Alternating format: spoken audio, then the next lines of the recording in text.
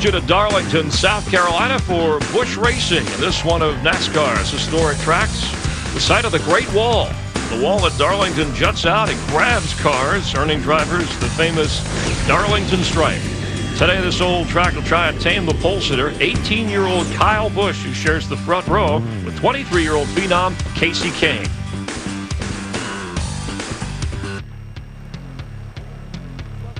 But this old track may favor a veteran like 36-year-old Jeff Burton. A lot of people are looking at this number 9 car as a car to beat. He's got 4 wins and he's led 658 laps. But are there issues with this race car?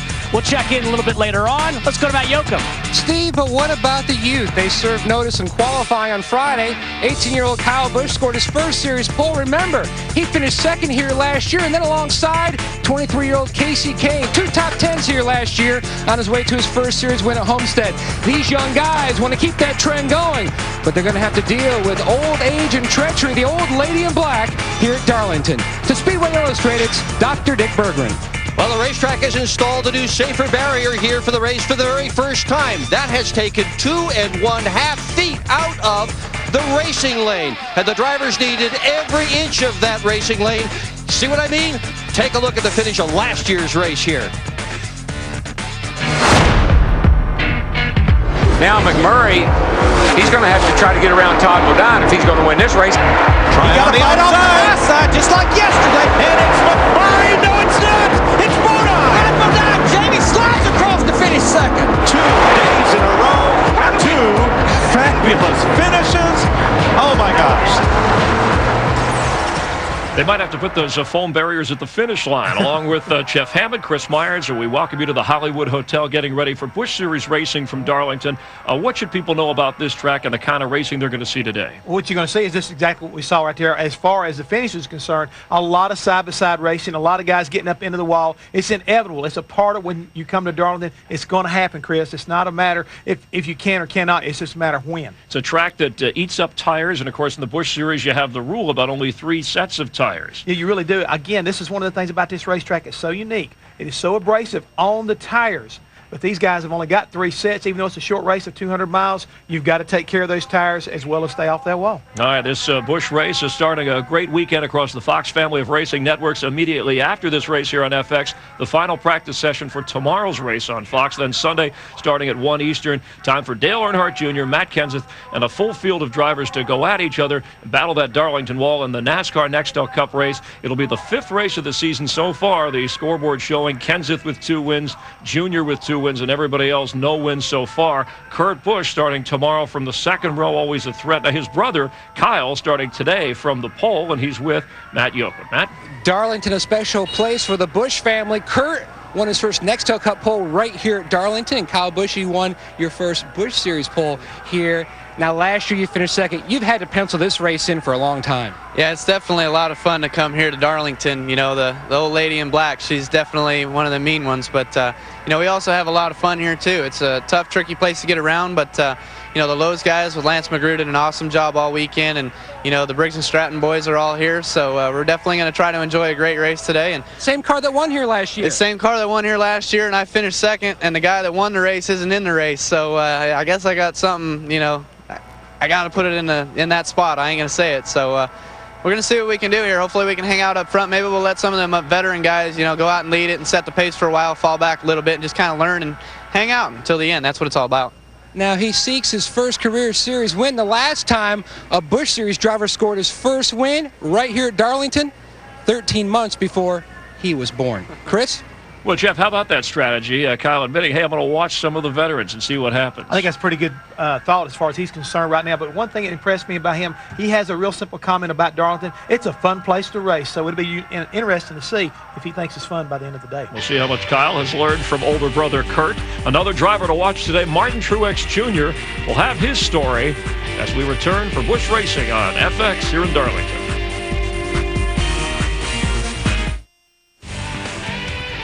Nice to have you with us in Darlington, South Carolina. NASCAR Busch Series on FX presented by Yamaha. We're counting you down to the race, and Steve Grissom said that the Darlington has a pretty brutal reputation, but then again, it deserves it. Grissom starting way in the back of the pack, and one of the Busch Series current and rising stars, Martin Truex Jr. When the green flag drops and today's race starts, there will be 4 rows of cars in front of him, and behind him will be the support of one of his backers, car owner Dale Earnhardt Jr. Let's hear from America's junior idols.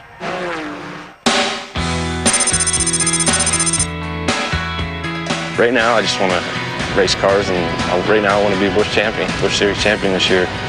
That's my goal for the year, win some races and be competitive every week. So far, I think we're doing a good job.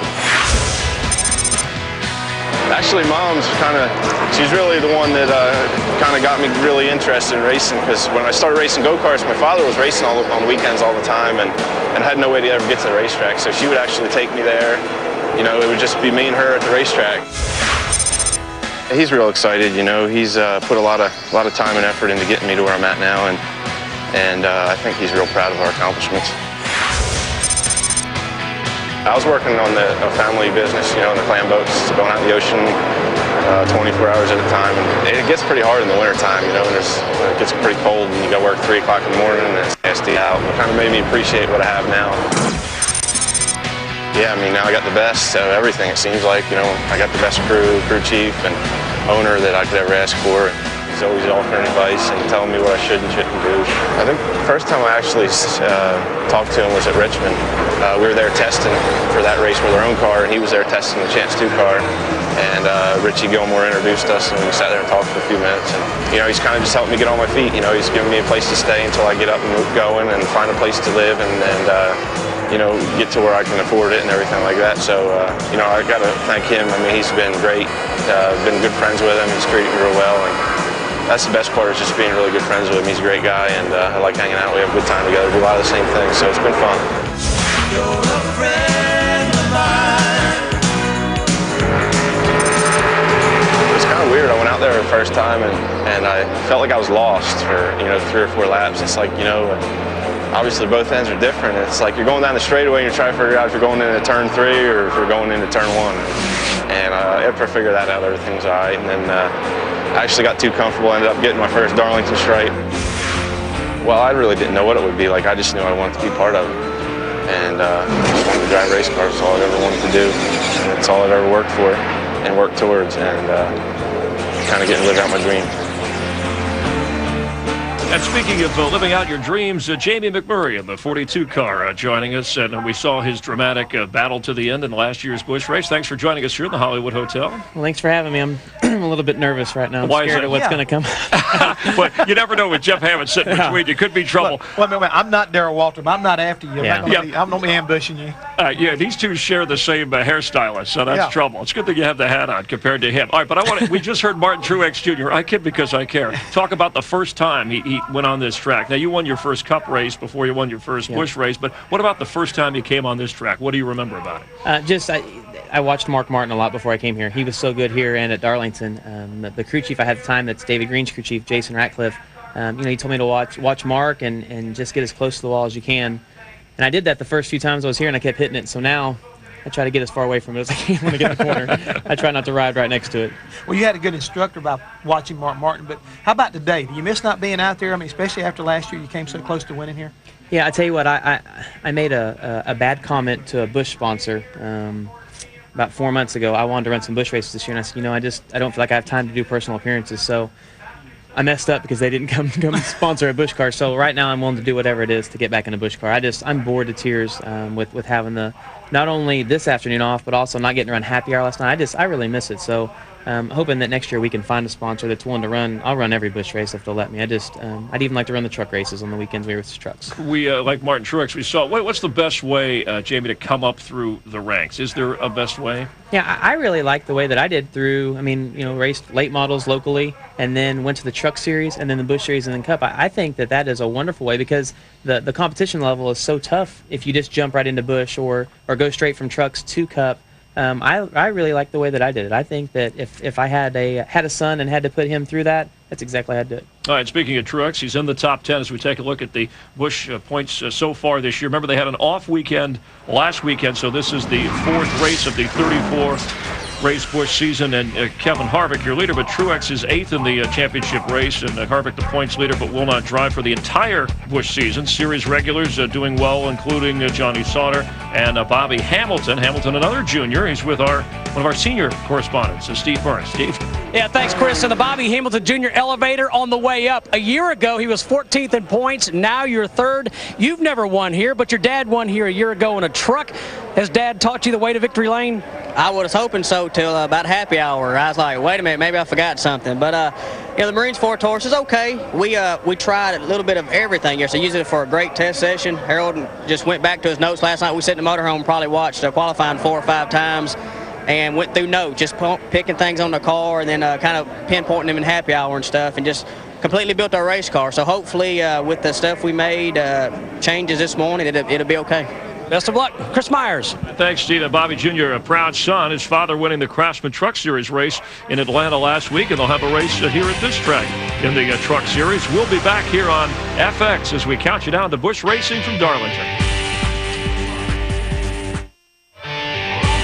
The lady in black with a little foam padding and steel reinforcements. We'll explain and see how that may change or alter the race that you'll see today here on FX. This year the walls are safer at Darlington. SAFER refers to the steel and foam energy reduction barrier, which makes the walls here and at some other tracks softer. It's a new system that already is in place at 5 other NASCAR Nextel Cup tracks. It's making its debut here at Darlington. Walls can't talk, but Dick BERGGREN can. Dick?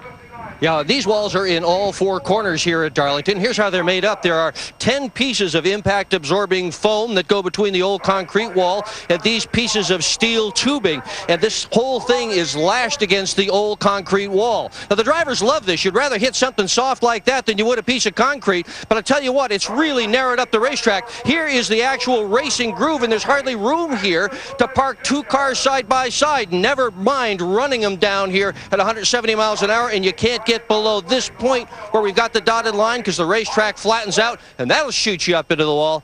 Let's go to Jeff Hammond. Well, Jamie, if you happen to get up into the wall, what can we do right there to keep it from getting the thing up in there? Some of these guys that put 4x4s in, you've got a piece of 1 3/4 tubing. What about you? Have you got one of these in your car? It's ironic I'm here doing this show because the 40 team just went to the lumberyard to pick this up. We're going to go ahead and put this stuff in for tomorrow. So it's real important that if you do get up against the wall, that you have this kind of cushion in your race car as well as the walls themselves, so that when you do get up into it, because as we've all been saying all along, it's inevitable you will touch this wall sometime during the day. Yeah, you're going to get into it, and the thing is that just saves the rear end from getting pushed over. The body damage isn't that big a deal. It's just knocking the suspension off the car. So what it actually will do, we'll take it almost like slip this in behind this fender right here, and it will actually kind of hold this fender out against and away from the tire. That's what these guys are doing. They're putting it between the roll cage to where the tires themselves, when you do get in the wall, will not get into the tire that hard. Chris?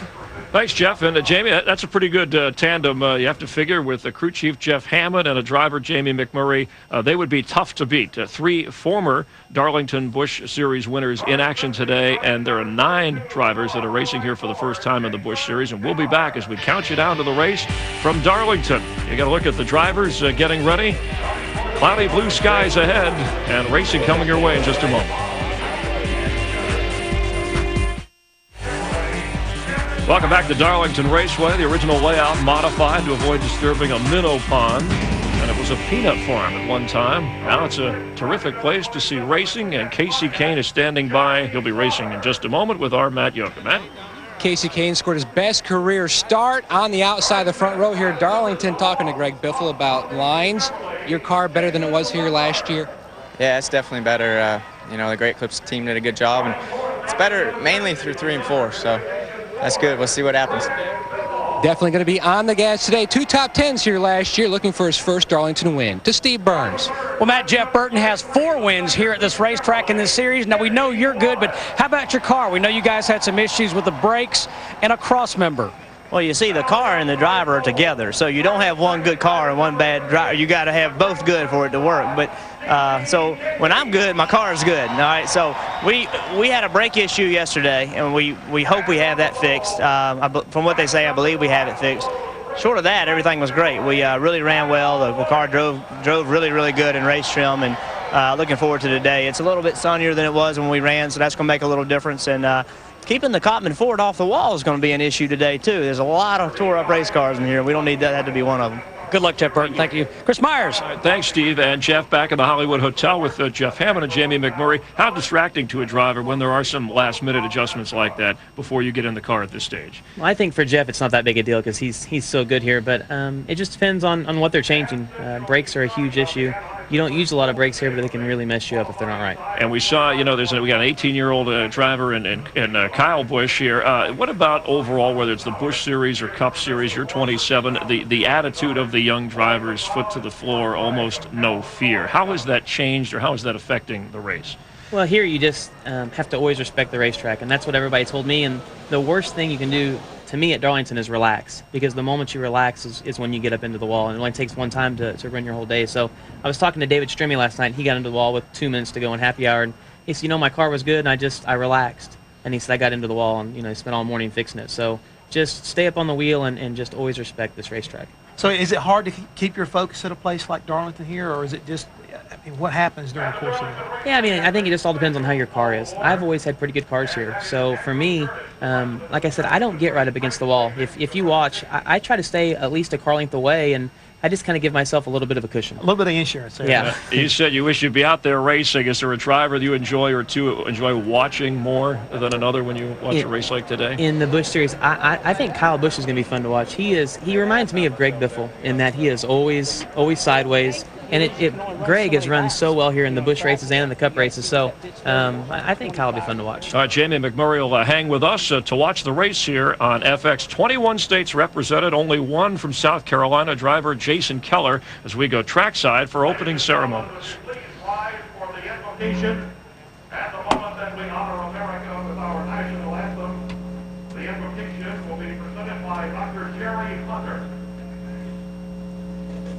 Frank, Lord, thank you for this day, and thank you for the freedom in our country. We ask protection and safety of our drivers, our fans, and all the participants. And all this we pray in Christ's name. Amen. The colors will be presented by the Darlington High School Junior ROTC. Today's flyby will be presented by the United States Navy Strike Force Squadron 106 from Oceana Naval Air Station in Virginia Beach, Virginia. And our national anthem will be performed by Mary Susan Breeden of Darlington.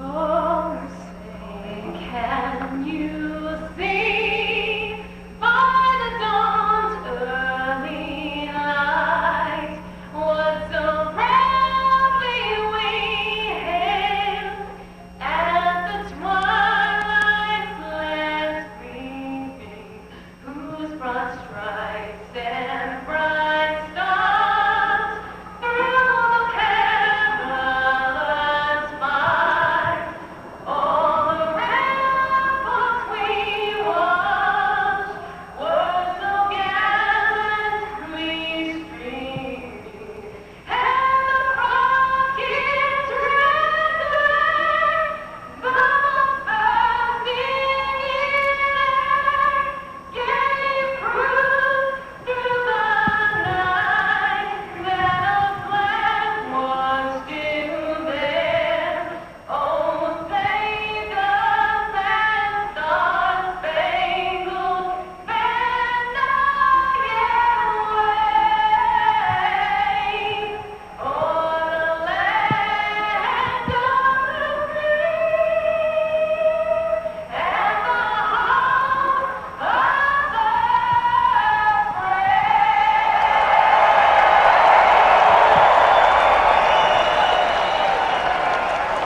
the Too tough to tame. We'll see. Hey, Jamie McMurray, as we look at the drivers getting ready to get in their car, any kind of ritual or superstition that you go through before you get in the car? I always make sure I put my right glove on my right knee and my left glove on my left knee, and then I'm really weird about when Donnie shakes my hand. He doesn't really shake it. He sits in there and he gives me 2 pats. And I always make sure I get both of those before it's time to go. We'll be back with the start of the race in just a moment. The track may have just found a new theme song. We're at Darlington, the track Too Tough to Tame, for the NASCAR Busch Series on FX, presented by Yamaha. We're going to have our Castrol starting grid scroll across the bottom of the screen so you can see where your favorite driver lines up today as we set the race for you. Hi, everybody. Mike Joy with Larry McReynolds and three-time Winston Cup champ Darrell Waltrip, who's raced here 66 times and piled up a total of 7 victories. This track is all about experience, all about all the time that you spent here. What's up with the front row? They have a total of 4 starts here between them, and they average 20 and a half years old. Where is all that experience? No fear. They just don't. They don't know what. They don't know what. This is like a great adventure. Every time you come here, you'll hear people leave here saying, "You know, I never seen anything like that before." And that's what this track does to you. It reaches out and it touches you. And it doesn't touch you lightly and slightly either. Or politely. But you know, you heard Jamie McMurray talking about his teammate David Stremme, who got comfortable yesterday in practice, and that wall reached out and grabbed him. But the problem these guys have, you'll hear the crew chiefs and spotters say, race the racetrack, race the racetrack. But you've got those kids up there, Casey Kane and Kyle Busch. They've got good race cars. This is a short race. It's not 400 or 500 miles. It's only 200 miles, so you have to be aggressively patient. And Darrell, they have narrowed up the racetrack with the installation of these safer barriers. Now, really, what does that mean for the driver? Well, of course, it changes the track for some of the older drivers that have raced here a lot. But again, I think the youth and the inexperience and not really being accustomed to this racetrack in the first place, it's not going to have any effect on them at all. Matter of fact, it's going to be easier because they're softer. They don't know what they don't know. That's right. All right, let's go trackside for today's command.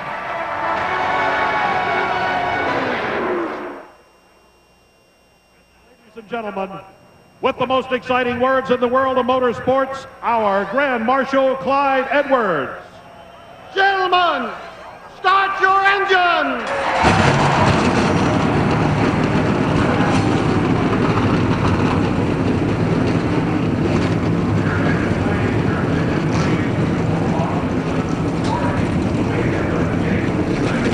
Cars fire, the grid clears, and we're set to go racing at Darlington.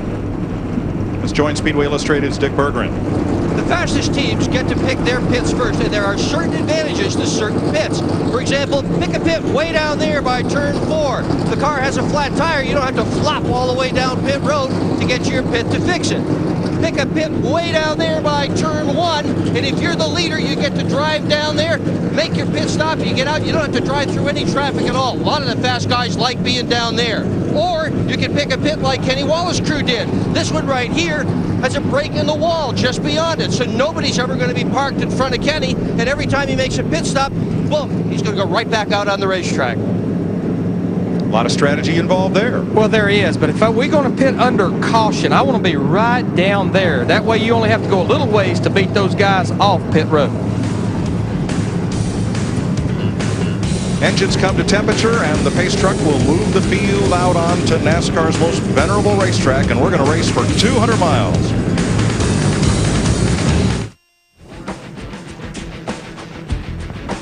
Welcome back to Darlington Raceway, an infield full of fans, lots of flags in the breeze, a lot of spirit here.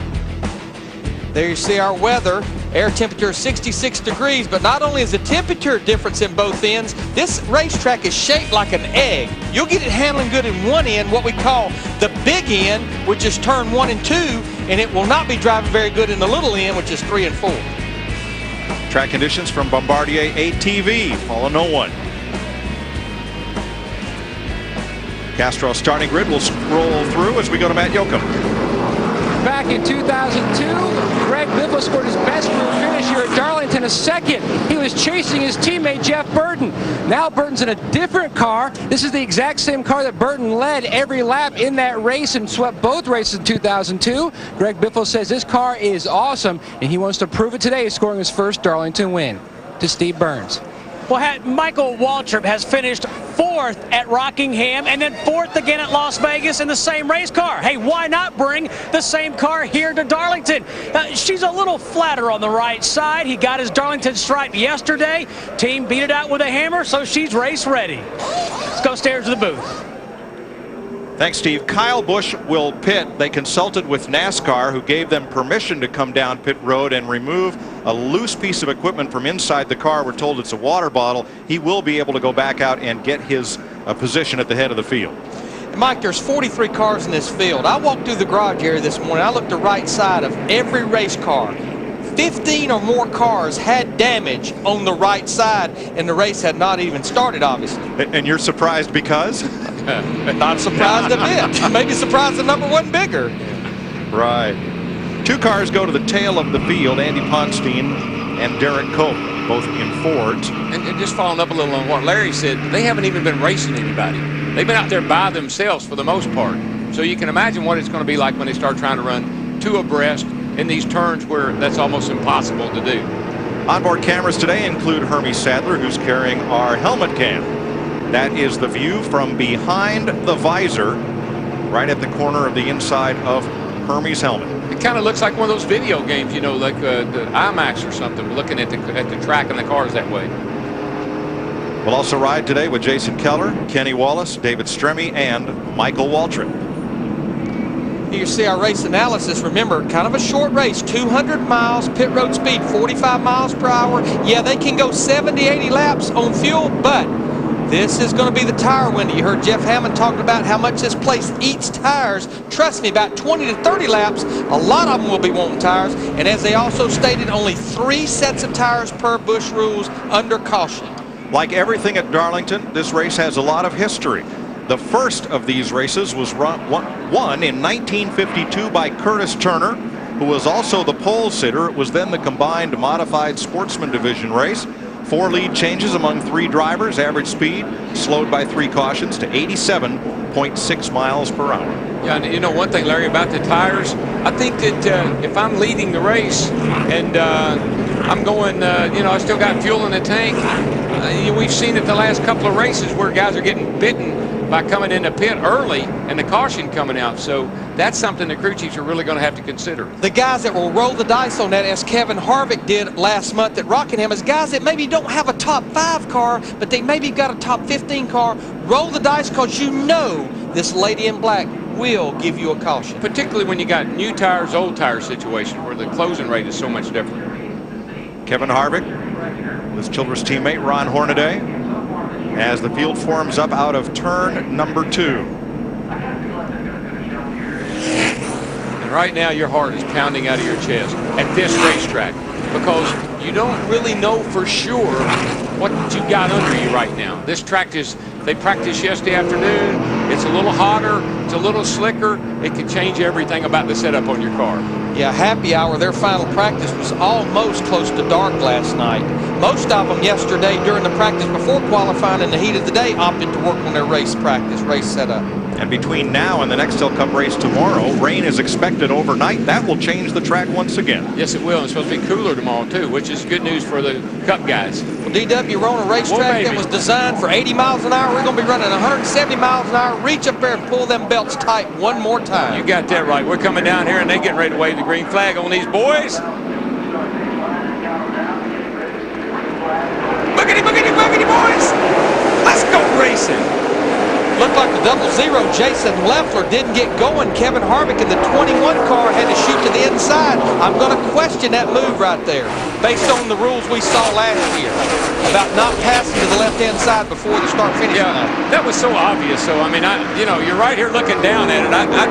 I'd say that's a no call. It puts Harvick in 5th as they come around to complete lap 1.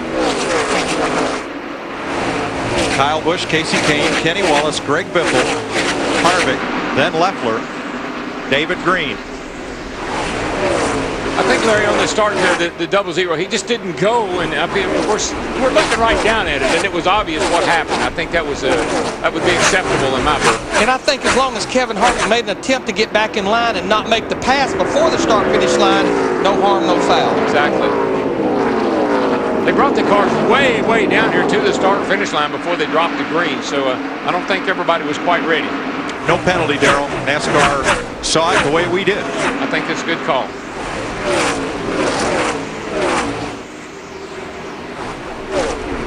Is there another track that the field gets single file so quickly, trying to just start running time trial laps and find out, as you said, find out what's under you? Well, we couldn't. It's very difficult to run side by side here before. Now we've taken 30 inches of racetrack away, so it's almost impossible. People will try it, but it's almost impossible. You're really going to have to set people up. This is, I always like to tell you, this is a track where you've got to anticipate. Where am I going to catch the guy so I can make the pass? Tell you what, this guy right here, that 9 car, Jeff Burton, remember he started back in 17th position. He's being patiently aggressive. He knows he needs to get that car up to the front, and he has a good race car. The handle will come off these things in a hurry. As soon as the tires get hot and the buildup comes in, it gets in the tires, you're going to slide around more than you are right now. So go and get all you can while the car's good.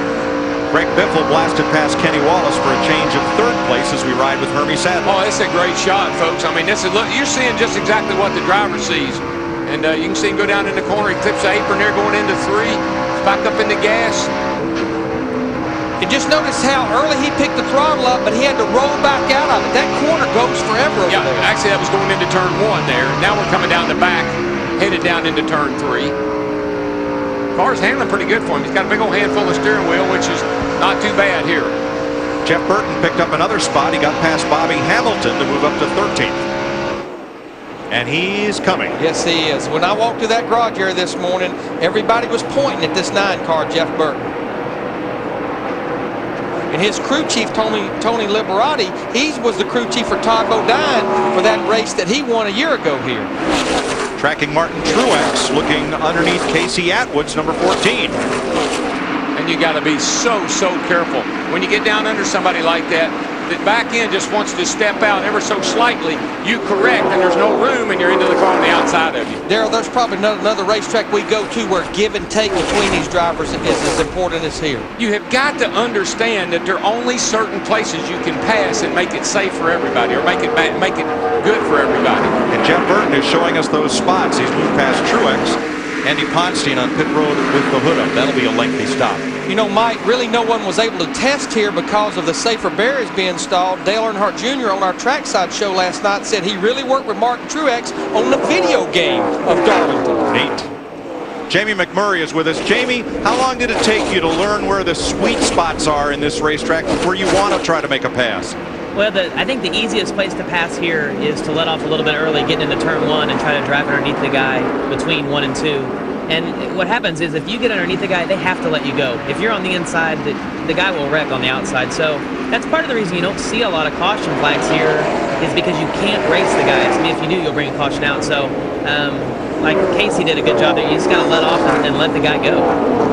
It's like I always say, if I got to come to a place where I'm not going to race the competition, I got to race the track, that makes it difficult. Kyle Busch by 0.2 of a second over Casey Kane, Greg Biffle, and Kenny Wallace. Let's go to the leaders pit. Matt.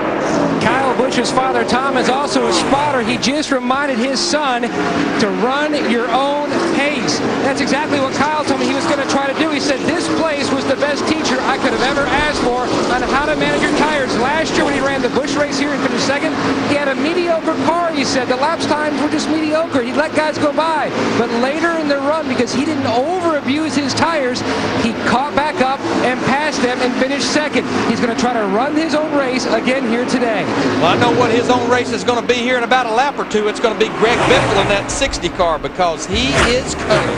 Brad Teague has come to pit road, and Jeff Burton has moved up into the top 10. 10 laps complete in Darlington.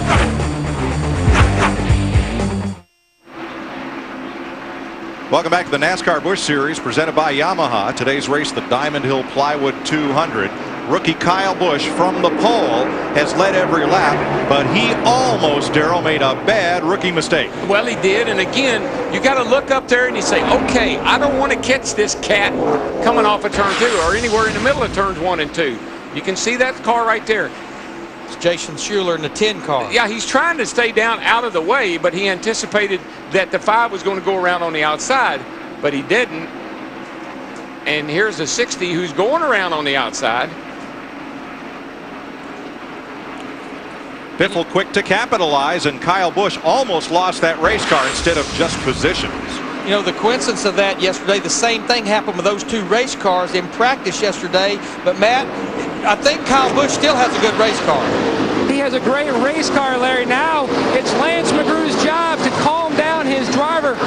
Kyle's biggest concern was possible damage to the front, but looking at our video on top of his pit box, Lance McGrew could see that there wasn't any damage. He said, your car looks clean. Just get back into your rhythm. Darrell, another thing he was faced with, the closing rate here compared to other super speedways. The differences in speed between fast and slow cars can be huge. Yeah, there's no way that the number 10 car that Schuler's driving can be going up to the minimum speed. I mean, he's getting lapped, you know, every 10 laps. Well, our leaders are running mid-31s. Jason Schuler's last lap was mid-37s. And trust me, you cannot get out of the way here. It's harder to drive a slow car here than it is to drive a competitive car. And the other thing that happens when you're in a slow car, you keep having to move over, you keep picking up debris on your tires, you can never get back up to speed. Tell you what, our leader, Greg Biffle, in that 60, he is having to maneuver past a lot of lap cars right now. And right now, Casey Kane is caught up to him, and it's allowed Kyle Busch in the 5 car to catch him. Inside, outside, pass him where you catch him. Go down to the apron if you have to. Oh, my gosh. Kyle Busch almost had to completely stop his race car. That was like the old days there. We used to use the apron a lot. And Casey Kane just did. He passed that lap car on the apron. Now, still coming up through the field, that 9 of Jeff Burton. He is up to 8th, battling for 7th. Steve Burns. Mike Joy, Jeff Burton just radioed moments ago to crew chief Tony Rambo Liberati and said, I need just a little bit more help turning in the corner. Rambo radio back, said 10-4, you're coming up on traffic. Be patient. Use your head. Dick Berggren. Wallace in the number 23 car had started in the 3rd position. He has dropped 2 spots since then. The problem, Turn 4, Dick. A car is around, and he had help. Spinning is out. Yep, 16 of Justin Ashburn got into that corner, maybe a little quicker than he wanted, got tagged from behind and spun. That's the 2nd car he's used up this weekend. He crashed one here in practice on Friday and wadded it up pretty good as well. First caution of the day. It comes at lap 21. That's good. That's a great time to have a caution. Now you've got time to analyze your car, kind of know what you need to do, make some quick adjustments here on this pit stop, and go back and have a whole lot better race car. And this is entering turn 3. Now let's see what happens here. Oh, this looks like it. Hornaday was down under him, and you know, I'm not so sure that. Looked like Ron Hornaday got a bunch of damage to his right front. Yeah, he did. You expect people. See, the 16 starts to move down, and Ashburn started to move down, and when he did, Hornaday was there, and of course Truex is right up in the middle of that too. It looks like he may have gotten some damage. The 8 car. One lap before all that happened. Oh, yeah. Watch the leaders trying to get past some traffic here. That's Derek Cope on the inside. Yeah, there's the 16. Yeah, he just got into the fence down there. He's been up the right side, so he had some handling issues already. And that's when Casey Kane went to the apron to get around, I believe, the 24 of Mike Harmon. Now the field is bunched up behind the pace truck, but a lot like in the Nextel Cup race last week at Atlanta, they have decided to leave pit road closed for 1 lap just so they can get the field bunched up, figure out who gets the pardon, the free pass. It just kind of makes things more organized.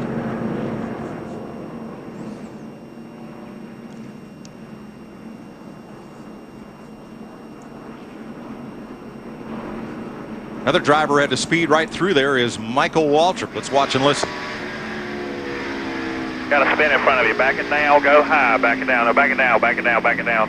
He's right up against the wall. Got plenty of room down low. He's coming down. Nice job right there. Nice job by Michael Waltrip. Nice job by his spotter. You know, Darrell, when you're sliding around here, it don't take much of a touch to spin you around. No, and you're sliding anyhow. Hornaday was closing on him so fast that it didn't take a lot. Like he got into him pretty hard. And I would anticipate we have 23 laps. Remember, these guys only have 3 sets of tires, but Darrell, I would anticipate they're probably going to go ahead and take advantage of one of those sets of tires plus adjustments. Yeah, we'll worry about how many we got left when the time comes. Right now, I need 4 new ones.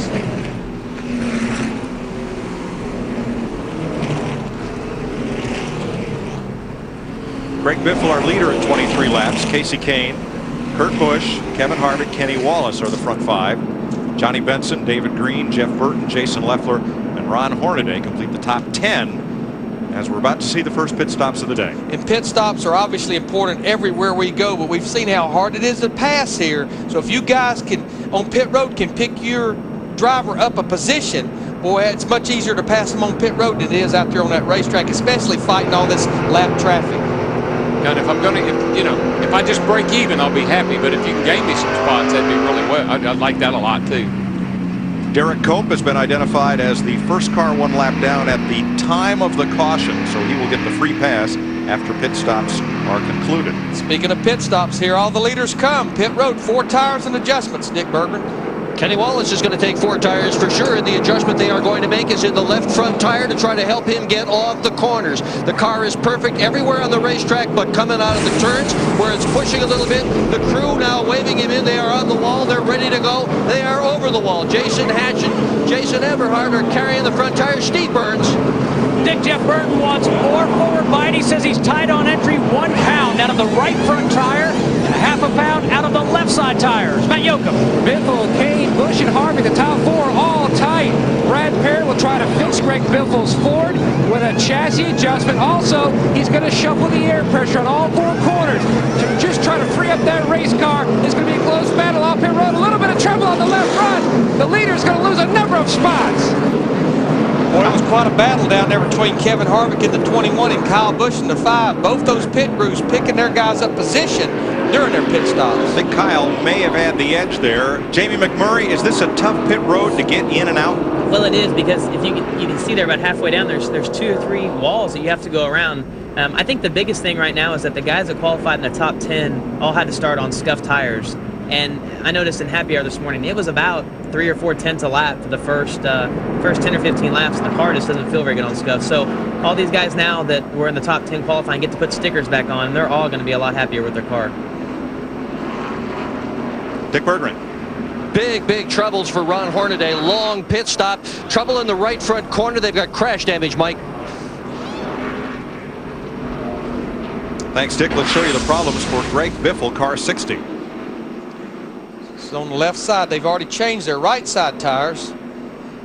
See the NASCAR official standing right there. They lost a lug off the left front. He had to put it on there. You cannot leave. You have 5 lug nuts on. You see he lost 5, 6 positions. Here's the race off pit road. Darryl, we talked about it in the beginning. Give me that first pit box on the caution. I'll beat him off pit road. Amen, brother. And Kevin Harvick did as you asked, picked up 2 spots on pit road. He's now second behind Kyle Busch.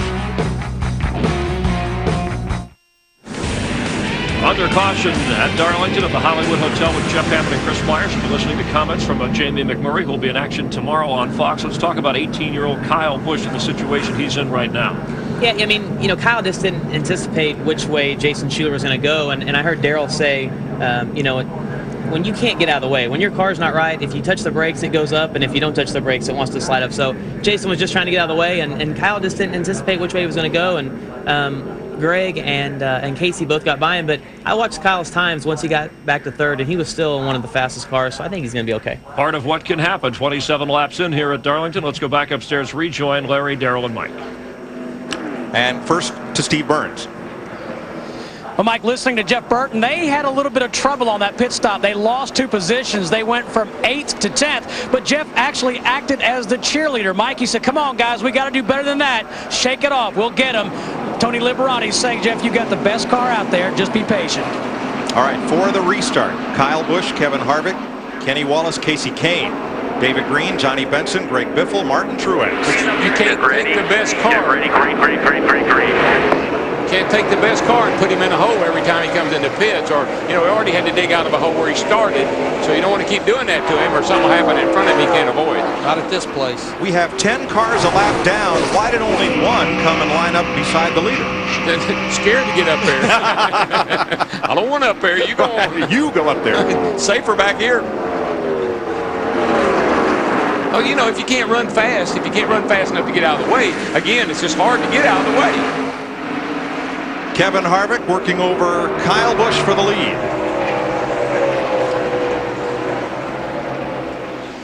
Harvick had a pretty good car. It wasn't a fast car in happy hour final practice yesterday, but it was a good, consistent car on those long runs. But you know, it's just like week in and week out with that 21 car and Harvick. They seem to figure out a way to get to the front and hold them off. You know, maybe they don't have the best car, but Harvick does such a great job once he gets out front of being hard to get around. Jeff Burton coming back, trying to regain the 3 spots he lost in the pit lane. and more. And I tell you, that's a pretty good car he's racing right there. David Green in that 37 car. We were watching him in the first part of this race. His car seemed like it was really coming on late stages. But David Green's a smart race car driver. He knew Jeff Burton called him. No sense in racing him this early. Kenny Wallace under pressure from Casey Kane off turn 4. Third place is going to change hands there. It's one of those places where you put the classic slide job on the guy. If you can get under him and get alongside of him, he's got to let you go. Now right behind Wallace, Johnny Benson. One of the 2 Dodges in the top 5. He's in that number 1. You know, this is Johnny's first Busch race here since 1995, but just remember, this is the race team that we watched that exciting finish a year ago with our man down in the Hollywood Hotel, Jamie McMurray, sliding across the finish line to finish second. Johnny's got a good race car, though. He's got a good run on Wallace for 4th place. Same car that Johnny set on the pole with back at Rockingham last month and was disqualified because of a front spring infraction. And see, guys that have raced here some, they know when to let up and let the guy go. Like I've let up on the straightaway here before, so I wouldn't catch a guy in the wrong place. Kind of ease out of it and then have that momentum coming off the corner or in the middle of the corner to get around it. Darrell, looks to me a bit like the psychology of road racing. Catch him and pass him where you're not going to slow up or damage the chances of either car. And that's what the smart guys that have raced here a lot know. They know that, okay, I'm going to let up on the straightaway, let this cat get in front of me. That way we're not in either one's harm way. Jeff Burton in the 9. He just went by Kenny Wallace in the 23 car, so he's up to 6th position, and he is coming. So right there, he's 2 miles an hour faster than our leader, Kyle Busch, in the 5. Kyle Busch, Kevin Harvick in Chevrolets, Casey Kane and Johnny Benson in Dodges, Greg Biffle and Jeff Burton in Fords. You're watching the NASCAR Busch Series on FX, presented by Yamaha.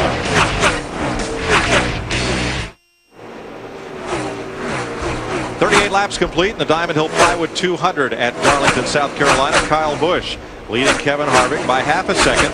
Casey Kane another 4/10 back. Greg Biffle 1.3 off the lead. Jeff Burton closing. Then Johnny Benson, Kenny Wallace, David Green, and Michael Waltrip in 9th place trying to gain some ground. Steve? All clear, all clear. And Mike, before the pit stop, Michael Waltrip said, I'm loose. I don't have any grip. So they made some adjustments. They put some wedge in. They took 1 pound out of the right rear tire and 1 out of the left front. Let's go to Matt. Kevin Harvick chasing young Kyle Busch, stalking there in 2nd place. Before that stop on lap 24, he said the car was just a tick on the tight side, but no changes. The guy that he's chasing, Kyle Busch, the concern there, he feels like there's something loose in the back of the car when he comes off the banking off of 4 and off of 2. His crew chief, Lance McGrew, looked at the car coming down the straightaway, looked at our video, said, I think the car's fine. Let's just wait and see how the car reacts when the pressures build up. Tell you what, speaking of pressure building up right now, Casey Kane in that 38 car, he has pressure from Greg Biffle in the 60 and Jeff Burton in the 9. It's not going to be pressure for long. Looks like Casey Kane's going to go from 3rd to 5th in about a half a lap. He lost a little momentum off of 2 over there the lap before, and that allowed Burton and them to close right up on him, and now they made the pass. So he just lost a little speed over there. But Darrell, getting a good handling car here, it's like walking a tightrope. I mean, you can't be loose or pushing anywhere we race, but if there's ever a place you have to try to be right on that neutral line, it's right here at Darlington. Yeah, nobody's car handles great here. It's just whose handles the best of what's out there. Casey Kane was told by his Nextel Cup crew chief Tommy Baldwin to bring that egg to put between his foot and the gas pedal for here at Darlington. I wonder if there's been a run on eggs at the local supermarkets. You know, all year long, Casey Kane in the 38's been working really with a crew chief by committee, but after that 2nd place finish at Las Vegas 2 weeks ago, Jamie Jones was a temporary crew chief then. That earned himself a permanent place as the crew chief. Jeff Hammond. One of the things we're sitting there noticing between Jamie McMurray and myself is the damage on the right front fender on that 38 car, as well as it looks like he may be dragging the racetrack a little more than he'd been doing earlier. So damage to that right front fender will not help the handle on this race car. Turn 3, a car's around, and in the fence, there's 2 involved. Turn 3. Donnie Neuenberger in the 77 and the 51 car of Shane Sieg. I think Neuenberger was already around when Sieg got there, and sent him the rest of the way along the safer barrier. Second caution of the day comes out with 43 laps completed. Now, DW, this is where it gets interesting. We've ran about 14, 15 laps since I gave you your last set of tires. We still got over 100 laps to go. I only have 2 sets sitting in these pits. You better start selling it. You better start doing a better selling job than that, buddy. But no, you're right. I think you got to stay out right now. You can't come and get those tires just yet. It's not going to be any fun. The driver's going to whine a lot, but I think you're right. Oh, yeah. Neunenberger in the 77 just loses it, and there's no way for Shane Sieg to go. He's trying to go to the high side, but Neunenberger stayed up there. And Matt YOCUM, how about the story on Casey's right front, the 38 car? Right before that last stop, Casey came on the radio and told his team, I believe I've got damage on that right front. I hit the 24. You're probably going to have to pull out that fender. That was one of the adjustments they made to that 38 car. They also made an air pressure and track bar adjustment. His car was tight, and it is still tight. To Steve Burns. Matt Martin Truex Jr. trying to get experience on this tough old racetrack. On the first run, he said the car is really loose off turn 4. After the adjustments and 4 tires, he said now it's tight. Dale Earnhardt Jr. is coaching Truex from his motor coach here in the infield. And that's what this joint does. Your car, actually it's not tight. It just won't turn. The front wheels will slide. The more rubber they put down, the more the cars run, the more you lose front grip. And you just got the wheels, you got them turned as hard as you can go, but you just can't turn because it's slick. Truex started 8th, currently 14th. Now, Darrell, if I'm back there at the back and my car's still not driving good, I may roll the dice and come on and get those 4 fresh tires, try to make that car better. But just remember, whoever changes tires here on this caution, they will only have 1 set of tires left to use under caution. Should it go green, you can change as many as you want under green. Now, that's wishful thinking. Yes, at Darlington. You better get back to that selling job we were talking about. Mike Harmon will get the free pass. He was the first car 1 lap down at the moment of caution. And that will give us 33 cars on the lead lap. There are only 4 cars in the garage: Justin Ashburn, Stan Boyd, Brad Teague, and Jeff Fuller. Jeff Hammond, what do you think? I believe we've got to stay out there on this set of tires. I don't think we can put another set on this early. We have no choice, Larry. If we want to have any kind of chance of winning this race at the end, you need to be coaching that driver and saying, buddy, you just got to take care of it. Everybody else is staying out there. You got to make him believe he's not in this boat by himself. Right, Jamie? Yeah, and I'd say this is where you're really going to see the good handling cars come out.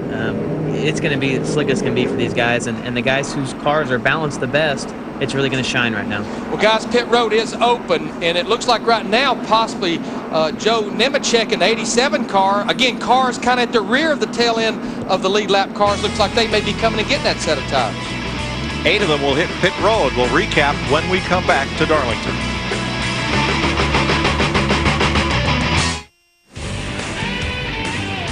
Welcome back here in Darlington. 100 laps to go, 47 laps so far, and already a lot of excitement. 2 lead changes, a couple of cautions. Kyle Busch, the pole sitter, leading the first 15 laps. The 18-year-old from Las Vegas bumps into Jason Schuler. Greg Biffle takes the lead.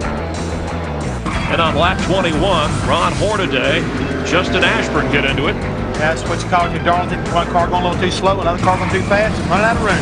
Biffle in the pits, a 19.9-second stop, so he drops from 1st to 7th because of a lug nut problem. And then moments ago, our second caution, Donnie Neuenberger and Shane Sieg getting into it.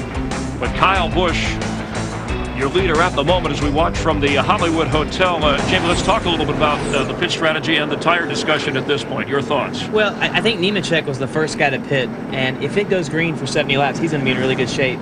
And this place has a tendency to do that, so you never know. He has nothing to lose, so just have to wait and see how it plays out. For the guys that are racing for points, you just can't take a chance right now. One thing I want to comment about right now, Chris, watching Jamie up here, I'm telling you right now, if I had a steering wheel in this boy's hand, he'd be driving every lap. He is really into this race right now. It's kind of fun to watch. He's jumping out of the Hollywood Hotel trying to get in the car. It'll happen soon enough tomorrow. Let's go back upstairs. Now, lead lap cars that pitted, beginning with Nemechek, who was 16th, Bobby Hamilton Jr., Johnny Sauter, Regan Smith, Damon Lusk, Steve Grissom, Derek Cope, and Hermie Sadler pitted twice. They're the biggest movers of the race. Aaron's do the math. Jeff Burton on the move. The thing about Nemechek, though, he's going to restart in 25th place. I know he's got tires. These other guys' tires aren't that bad, and by the time he even starts to get up near the front, it'll be time for everybody to make another pit stop. Time to crank up some of that 12,000 watts of sound. They're sitting there in your living room, so exercise that volume control. Let's crank it up for this restart. Be ready. Ready. Green, green, green, green, green.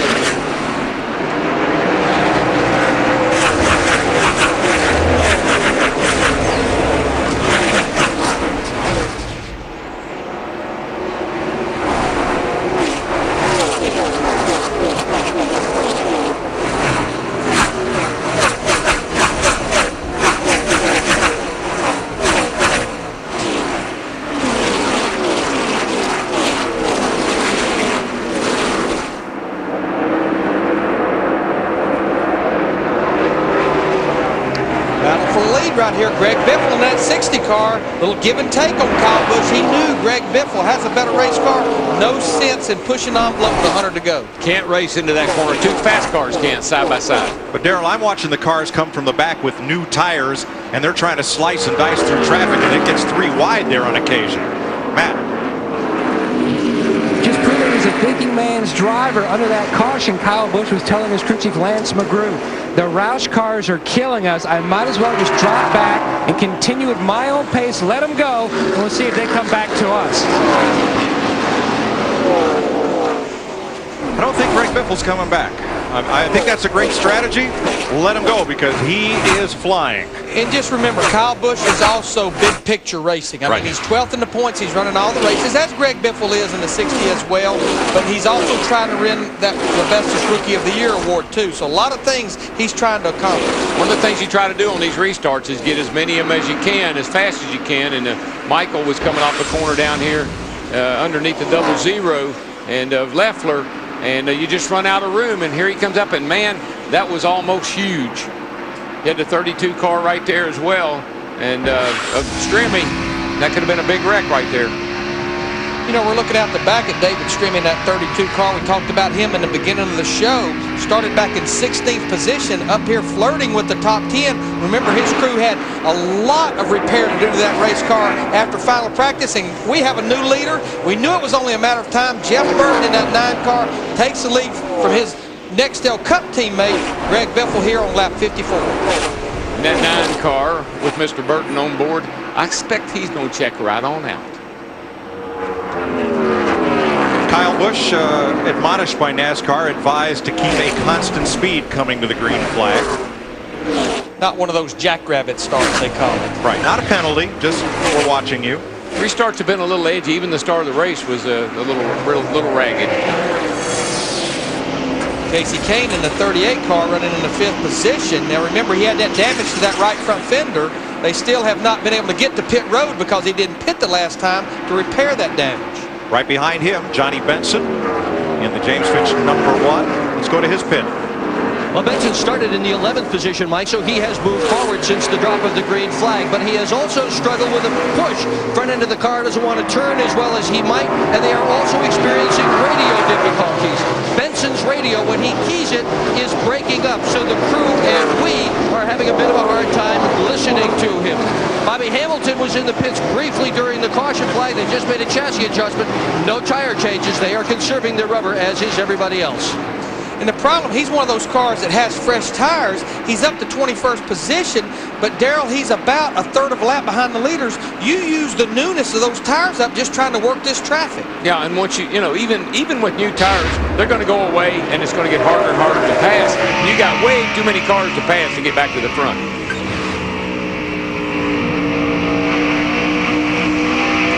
Jamie McMurray, had you been in 16th, 18th, 20th spot, would you have wanted tires on that caution? Well, I mean, you just have to hope that it's going to go green. If my car was not good and I was scared of going a lap down, you know, for me not running all the races, most definitely I'd have put tires on and taken my chance. This race always goes green at some point for a long time. And, I mean, those guys had nothing to lose. David Green up to 7th spot. He's past Kenny Wallace. Here's Matt. He's on the move early in the race. His team made a wedge and air pressure adjustment. He was too loose in the middle. Now he's a tick on the the tight side, but right now, tight is fast for Green. He is on the move, one of the fastest cars on the track. Green in 7th. Let's move up to 4th spot where Kevin Harvick is again trying to hold off Casey Kane. And Benson has caught them. Boy, I tell you what, there's some serious racing going on right here. Not the kind I like either. You're going to have to really tippy-toe through here if you're a fast car. You got some fast cars in the way and some slow cars. And, woo, what a wad. And right behind this group is Joe Nemechek in that 87 car. Remember, he is one of the cars that came to pit road and changed those 4 tires. As we see Bobby Hamilton Jr. in the 25. I talked about using your tires up. As Dick Berggren said, they only made a chassis adjustment on that car. No tires on Bobby Hamilton Jr. And there's a young man right up in the middle of all that, Truex Jr. that in the 8 car. I'm telling you right now, they're going around him on the inside, on the outside. He doesn't know which way to go. That's Mike Wallace on the inside and Hamilton right behind. He's got a pretty decent car, but he gets caught out of position, and they start going around him, and he has not a clue what to do. Benson around Harvick. Now that was a gimme. That was a gimme there. I think Harvick knew he was out there, and he said, you know, you're a little quicker than I am. He's on by. You know, Darrell, we heard him talk about that Johnny Benson in one car has a little bit of a push. I think that's not a bad thing at this racetrack. You can't drive it loose, but if you've got a little tug on that steering wheel, not plowing, not shoving the right front, you can drive that race car around this racetrack. I got 2 options with a push. I'm turning left, so I got the steering wheel. I got the gas pedal, so I hear him working the gas. So when you're turning left and you got the gas pedal, you can handle that. But when that back end jumps out from under you, adios. Slow car in the apron, turn 2. That'll be the 0 at Jimmy Kitchens. He had brushed the wall a lap or so ago, and he will make it out of harm's way and back to the garage. Jeff Burton leads his teammate Greg Biffle by 0.3 of a second.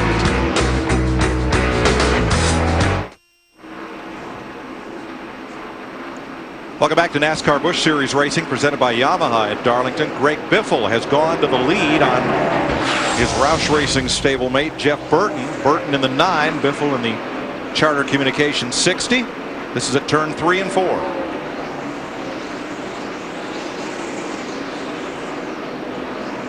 And now Biffle's opened up a half-second lead. Yeah, which kind of surprised me because I felt like that Burton in the 9 car would, you know, just kind of sit out there and lead the race. But maybe, just maybe, he's saving his tires and letting Biffle set the pace. Now, how about Kevin Harvick? He has slid in the field, now back to 17th, battling Mike Wallace there at 18th position. Yeah, I mean, remember, he restarted on that last restart, back up in 2nd position. Matt YOCUM, he's losing over a second a lap. Larry Mack, about 20 laps ago, Harvick, with the use of his spotter, Danny Cullen, he was changing his line, trying to run what the faster teams were running. He says it's just running him too high. There's too much junk up there, making him even looser. He says the car is just hard to hold on to. They're already discussing what changes they're going to do to try to fix that race car on their next stop, but it is way too loose. Thanks, Matt. Now, of the drivers that made pit stops for tires, the one who's benefited most is Joe Nemechek. He restarted 25th, as we told you. Now he has come to 9th place. And what he's got right now, yeah, he's probably better than any of these other cars. And we're getting that green flag look to it like Jamie McMurray talked about a while ago. Now, should we get a caution here in the next little bit, everyone will come to pit road, including Joe Nemechek again. But right now, he's passing Michael Waltrip. That moves him into the 8th position. I'm like Jamie, though. Joe wants his thing to go green for a while. He don't want a caution right now as long as he's this good versus the competition. One car slapped the wall out of turn 2, and I believe that's Paul Menard. And Andy Petry's 33. That took a little speed off it, but not too much. We'll see if there's any relevant damage as he comes by this way. And Friday here, he spun that car off of turn 4 and didn't make any contact, so he's already used up a little luck. That car looks pretty much okay. You got to look at the battle for the lead there.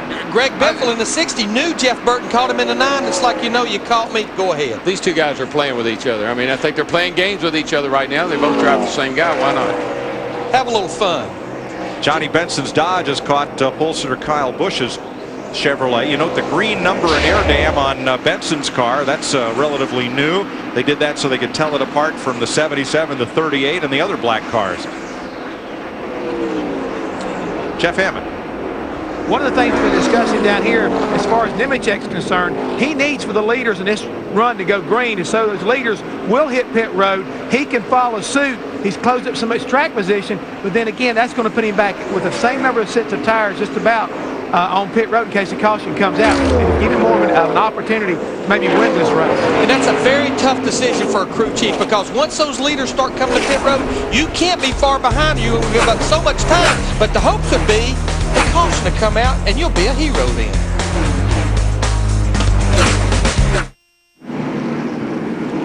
Caution is out for the third time today in Darlington, South Carolina. Debris in turn number 2 has given us the caution flag that Joe Nemechek did not want to see, but that Kevin Harvick did. He was very close to being lapped, but the box that Joe Nemechek has been painted into, it's been 25 laps since he was on pit road to get those 4 tires. He has no choice. He would get lapped in probably 30 laps if he tried to stay out. Remember, these guys only have 3 sets of tires. He almost is forced to come to pit road and get his 3rd set here with about 60 laps to go in this race. Well, let's see what the strategy is, starting with Dick Berggren. Johnny Benson's push is about gone away. He's better on old tires than new, so they don't know exactly what to do to the chassis to make it just right. They are going to take 4 tires. Steve? Well, Jeff Burton says his car is too much on the loose side, but he's afraid to do too much of it because they might go too far the other way and get that car handling tight. So they're talking about taking a ½ pound of air out of the left side tires. Matt Yoakum. Earlier in the race, Greg Biffle was tight. They made an adjustment. Now he says the car's a little too free. Brad Parrott, his crew chief, and Greg are discussing what changes to make, but also keeping in mind about the weather. It goes from being sunny to overcast, sunny to overcast. The cars are now on pit road. Let's see what they do. All right, top 3 cars, top to bottom. Jeff Burton, Greg Biffle, Johnny Benson, just the way they came in is the way we'll show them to you on the left of the screen. Steve? Mike Joy, they have made that air pressure adjustment to the 9 car of Jeff Burton, ½ a pound out of the left side tires. The advantage he has, there's nobody behind him or nobody in front of him. A clear shot out. Dick. Johnny Benson, they've just torn the windshield cover off. They're allowed to have an extra man over the wall in which to do that. So far, so good on the right side to Matt. And Greg Biffle hits pit road in the 2nd position. They're going to make a chassis adjustment as the 9 car of Jeff Burton is out. There goes the 1 car.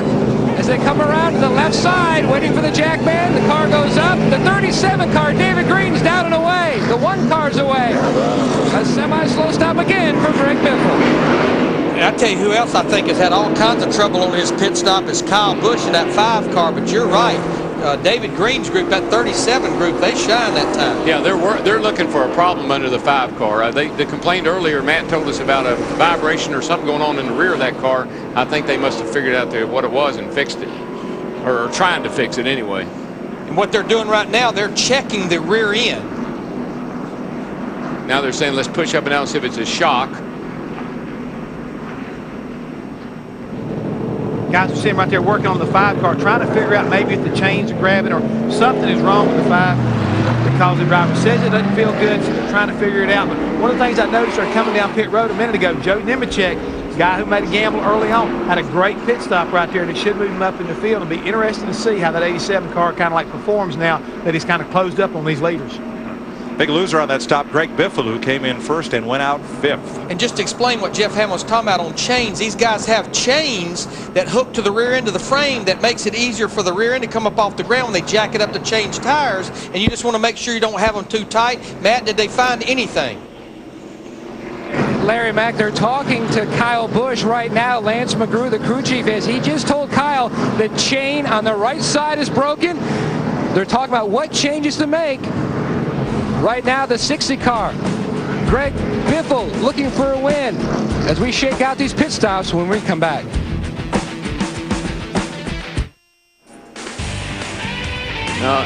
Today's race is brought to you by Smooth Busch Beer and Easy Drinking Busch Light. Busch, proud sponsor of the NASCAR Busch Series. Jeff Hammond, you got me tied up in chains. Who sang that song? I don't know, Mike, but Matt Yoakum was talking about what was wrong with the 5 car. If you look right in here, this little area right there is a chain inside there. It's been encased in what we call like a little plastic rubber deal so it doesn't bind up. But what happens is you adjust these during your practices so you make sure that when you have a pit stop, you can pick the left rear tire up off the ground and make it balance out right. If you get it too short, what happens when you go off in the corner? It will jerk this left rear tire up off the ground and make the left rear tire spin. Also, when that occurs, usually the driver has a real bad attitude, doesn't he, DW? See, what happens is they come in the day of the race after you've done all your practice. They test the jack, and they say, oh, gee, the tires are coming out too far. We need to shorten that chain up a link. And then you get in the race, you can't figure out what's wrong. Matt? And Lance McGrew, you cut the chain on the left side? Yeah, I don't know what's going on, though. Chain on the right side for some reason is broken. We got something going on in the rear, and he said the car was acting real funny. So we cut the one on the left just to make sure it wasn't binding the rear suspension up somewhat. The shocks will hold the springs in. So don't really know what's going on. We're kind of puzzled. Getting set for green. Damon Lusk for the first time in his Young Busch Series career. He is our leader, the Outdoor Channel Chevy. He did not pit. He's got David Green, Johnny Benson, Jeff Burton, and Joe Nemechek right behind him.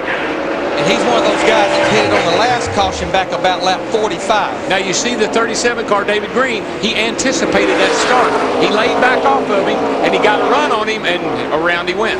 3 wide for just an instant. Woo! Damon Lusk is 9th, 10th, 12th. Is that what you call falling like a rock?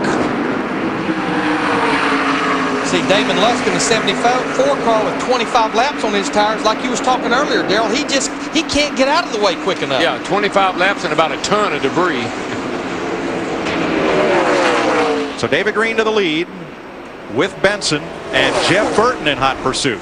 Burton on the bottom, thinks better of it. But I'm impressed with that guy back there in 4th place. We're riding with him right now. David Stremme in the 32 car. He has never seen this racetrack until this weekend. 3 wide in the back stretch as they try to all get past that yellow car of Damon Lusk. Whoa. Well, that was about, for him, that was what, about 15 seconds of glory, wasn't it? I mean, he got the lead, but he didn't get to keep it long. And it's in a backup car. Remember, he was in a wreck yesterday in practice before qualifying. He's in a wreck right now. He just hadn't hit anything yet. Here's what a log jam does for you. He just can't go, and these other guys are on new tires, and they just got them all bottled up everywhere. Ashton Lewis there, Robert Presley, Stacy Compton. But I give him credit for one thing. He's just holding his line and not creating any more problems. Look at this battle for second place right here as we see the final replay. But here's the battle for second place. This is Jeff Burton in the 9, David Stremme in the 32, and David Green in the 37 car. They were 3 wide down the front stretch the last time. Because as we were watching Damon Lusk, Johnny Benson took the lead. So it's Benson, Burton, David Green, Stremme, Biffle, and Robbie Gordon.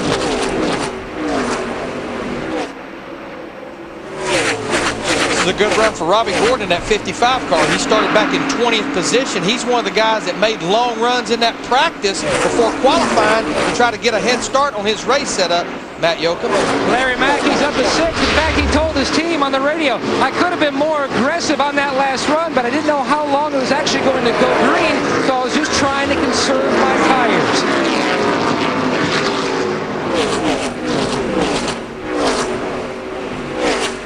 Robbie Gordon working over the back of David Green. I tell you, I'm pretty impressed with this new Busch team that Robbie Gordon has put together. This is a brand new race team. All of their cars are brand new. They started basically from scratch. They just moved into a new building, which can really change the complexity of a race team, but they're using those Richard Childress racing engines. He's been pretty competitive every race this year. He's sitting 7th in the Busch points. Not sure if he's going to run the whole schedule or not. I think the points will dictate a lot of that. He may about to be sitting in 2nd place. Jeff Burton is all over him.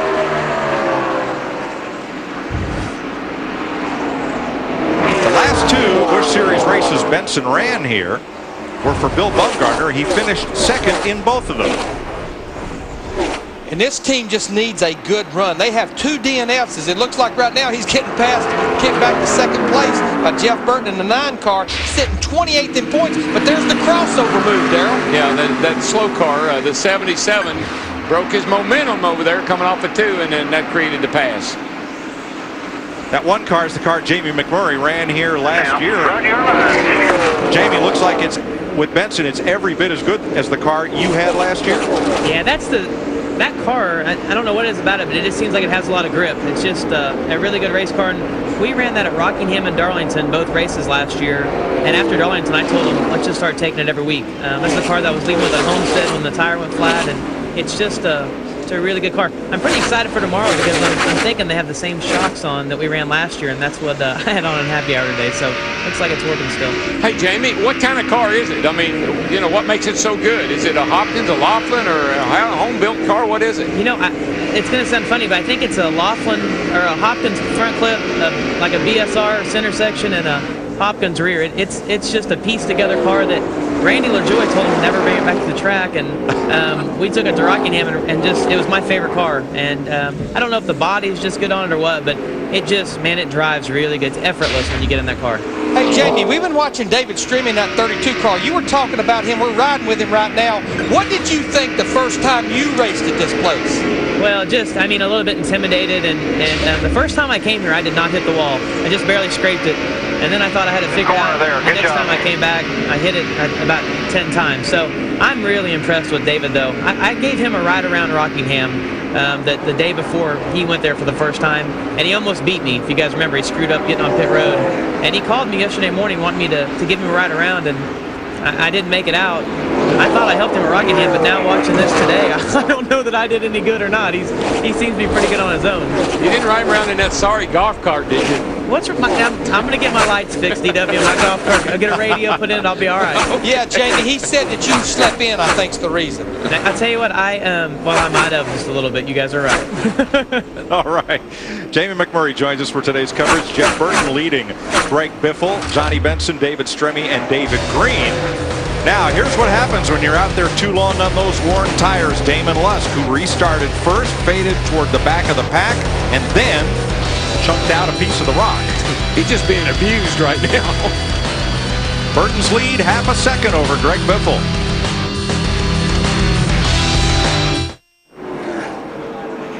Somebody call a claims adjuster. Mike Wallace has come to grief up in turn number 4 in the Geico Ford. And I think he had some help up there. Yeah, he did. Looked like the 12-car Fedowa got into the back of him and got him doing that old hospital hop, as we call it, and into the wall she went. Mike was running up at about the 13th position. He gets him loose right here, and he's trying to catch it, but he can't. He scrapes the wall. Now he's out of control, and he goes back to the... Bobby Hamilton Jr. in a 25 car just getting by. Let's, Darrell, have a look. See if Mike Wallace doesn't get loose before Fedowa gets to him. There's always that chance. Oh, he's wiggling a little bit right there, caused him to have to get up out of the gas a little bit, and Fedowa's got a run on him. I mean, Mike's going to be mad, but really and truly, there's not a whole lot Fedowa could do. Let me tell you who's going to be mad. Joe Nemechek in that 87 car. Remember, he is out of tires. And everybody else, I'm sure, will be coming to pit road to get their 4 tires. He gambled, and he lost. 49 laps to go at the track. Some drivers have found too tough to tame this afternoon in Darlington. Lap 100 here at Darlington. Pit stops underway with the leaders. The 9, the 60, all on pit road. No adjustments for Greg Biffle. Trying to win his first Busch race here at Darlington. Pit stop. He's down and away. It's going to be close. Looks like he may win this battle off pit road. Tell you what, David Stremme's group in that 32 car, they shine pretty bright there. I believe he's going to go off pit road in 2nd position. And that's a good car, too, and he's been right there with the leaders. Don't count him out. The one car on the lead lap that did not stop, again, because he had no tires left to put on under caution, was Joe Nemechek. So Nemechek will go back to the lead. Let's show you the race off pit road. See Greg Biffle in the 60 car, and there's David Stremme in the 32 car, only about a half a car length back. And there you see 9, Jeff Burton, who almost got in trouble on pit road as he was leaving his pits, and then Robbie Gordon in 55, he's going to come out in 4th. Well, Greg Biffle's team did the job when it counted in what they hope will be their last pit stop of the day. Dick Berggren. But problems in Johnny Benson's pit, Mike. They left one lug nut on the left rear. When the tire changer went to pull it off, it couldn't come off, so that made a slow stop, and that cost him. Steve? Hey, Dick, it was interesting to listen to Jeff Burton and Rambo Liberati talk prior to the pit stop. They talked about air pressure adjustments. Rambo said, what do you want to do? And Jeff Burton said, my role in this whole deal is the driver. You make the call. So they put a half-pound back in the left side tires and took a pound and a half out of the right front. Yeah. See you in victory lane. If you have to, start without me. That's right. I don't know what to do. I mean, that's when you tell the crew chief, you make the call. Joe Nemechek did not pit. He is our leader. Mike Harmon. So he's lined up there in second spot. Greg Biffle, David Stremme, Jeff Burton. 46 laps to go.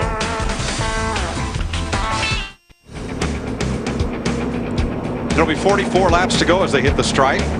Here's our Yamaha look at the top 5 in points coming into this race and where they stand right now as we get set for this restart after the 4th caution of the day.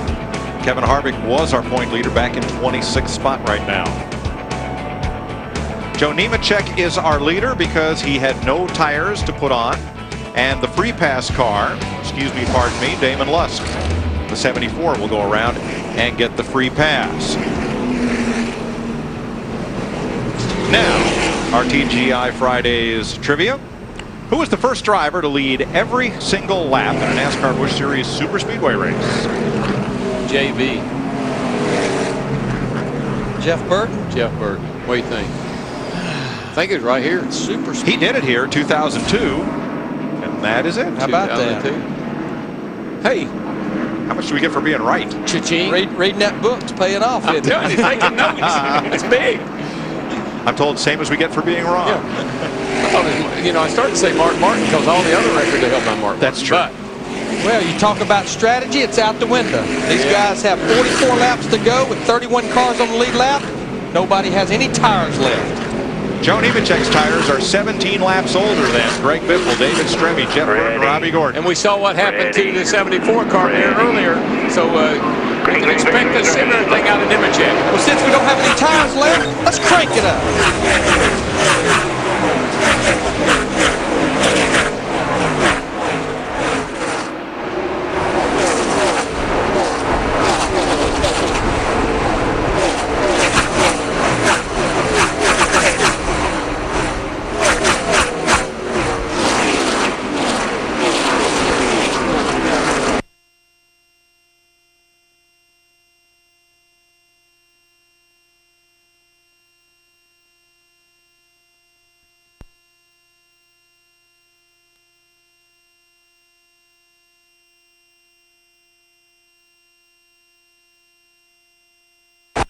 Cars on new tires took advantage of Joe Nemechek. Biffle went past, then Stremme, Burton, and Gordon. But they're catching him in about the worst place. I've seen a lot of the leaders catch him off turn 2. He can't get out of the way. Well, it's the same thing that happened with them. Unless they're in the 74 car, guys, you got no maneuverability. You're just so vulnerable, and they're going to go around you everywhere. And we're looking at pretty much right there about 7 through almost about 20 of them right there in one glob.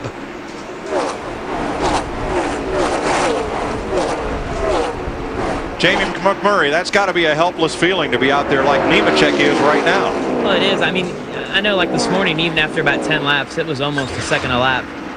So, he's just, he's really wanting it to be over with, I'd say, for his day right now. Oh, it's going to be over with. It might be sooner than he means for it to be, too. Just saw Jeff Burton in the 9 car go by David Stremme in the 32 car. Let's listen to what they had to say on the radio. Clear. David, you got to be smart here. You're racing these Cup guys. A lot more experience than you. You got to show them a little respect, okay? Simple. Yes, sir, you do. Right now, of our top 7, Dick Berggren, 5 of them are Nextel Cup regulars. Yeah, and there was some interesting conversation from David Stremme's radio just before he came in to make that pit stop just a few laps ago. He said the car was tight with the cloud cover, but then Stremme said, well, what do I know? You guys need to do what feels right. The crew thought about putting the spring rubber in the car. They decided it would take too much time. Instead, they cranked out a 14.5 pit stop, 14.5 second pit stop, and put him back onto the racetrack in 3rd position.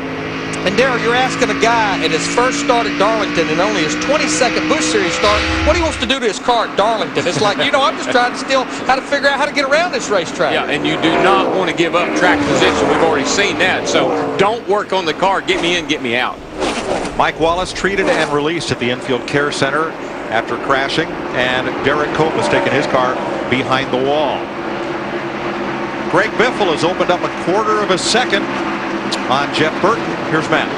Right before the green, Brad Parrott, Greg Biffle's crew chief, says, I feel like the guy that we are racing now is the 9, Jeff Burton. 60, 65 laps ago when they were exchanging the lead, Biffle keyed the mic and said, I really feel like I can get him if I need to off of 2. I'm just going to ride, but he is much better than me down in 3 and 4.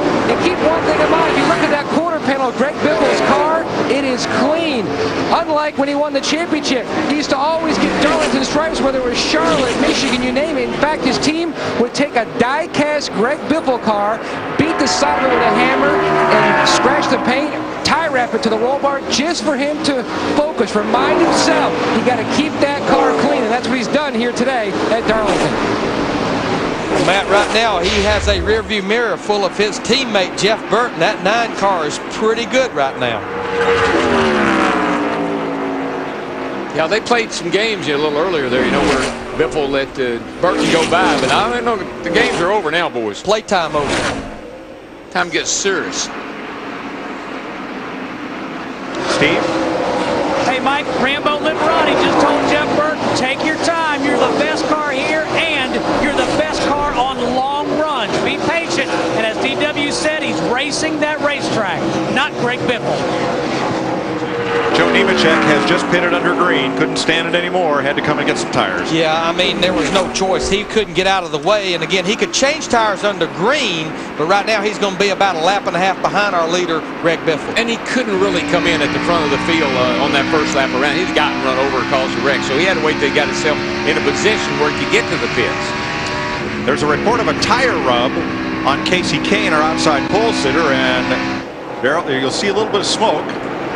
And we can show you where he got it. Back straightaway.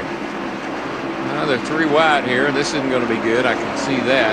They're trying to get around Joe Nemechek in 87 car. Oh boy, he's lucky just to have a tire rub.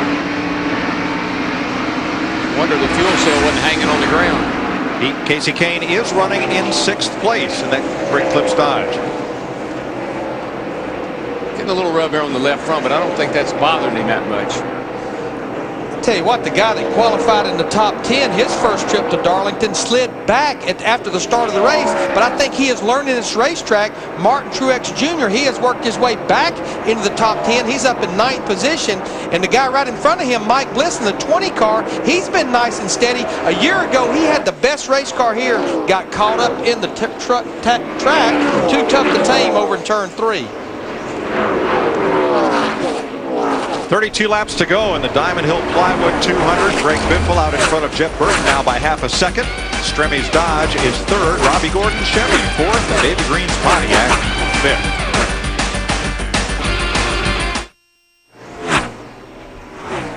The NASCAR Busch Series presented by Yamaha from Darlington Raceway on FX. 121 complete out of 147 laps. 26 to go and Greg Biffle's lead. Now 0.8 of a second over Jeff Burton, David Stremme, and David Green. And Darryl, this is where Greg Biffle can kind of run his car just as hard as he needs to. You know, keep that interval between you and Jeff Burton just right. Anticipate that lap traffic as you get to it. Yeah, that's what he's got to do right now. Keep looking ahead, thinking about where am I going to catch this guy so I don't hurt my momentum, because you got to stay in the throttle. Among the drivers moving up is Michael Waltrip, who just took 6th place from Casey Kane. Steve? Mike, it's been a slow, steady climb for Michael Waltrip. Early in this race, he was loose. On their second pit stop, they took wedge out and went down on air pressure. On their most recent stop, they didn't make any changes. Michael said he likes the car. It's tight early in the run, but it comes back to him. Meanwhile, young Martin Truex Jr., his car has been tight all around the racetrack, but they had a great pit stop. They took a round of wedge out of the right rear, half pound out of the left rear tire, and a quick pit stop. I tell you what, Steve, they've made the right adjustments along with a quick pit stop, because he's all over the back of Casey Kane in the 38 car. That is a battle for 7th. Yeah, they did a really, really good job of getting him back in the hunt, because he was going to go a lap down there a little while ago.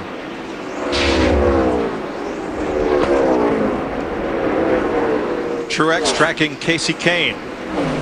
Plus, I do think, Larry, I think you mentioned the fact that laps. He's gotten some laps out there now, and he's kind of figuring out where to go and what to do, and that's probably been as helpful as anything. This place can be, it's so intimidating, particularly when you're out there in traffic.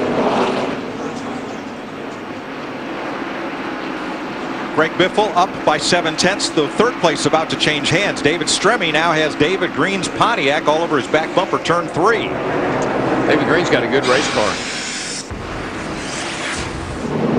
Here's our Just for Men rejuvenating moment. Greg Biffle. His team made their best pit stop of the day. 4 tires and fuel on that last caution. And you'll see Biffle jump off the race off pit road. Inspector jumps out of the way, and Biffle takes the lead in the pits. So much easier to beat him off pit road than it is out there on that racetrack.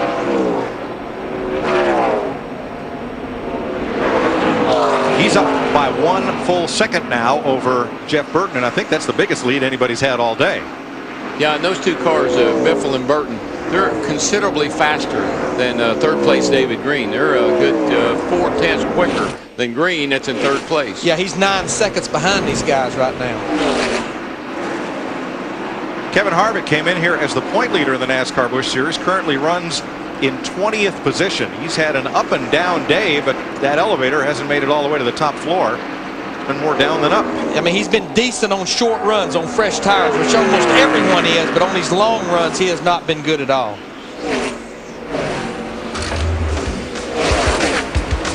Greg Biffle in the Charter Communications Ford continues to open it up over Jeff Burton and the rest of this field.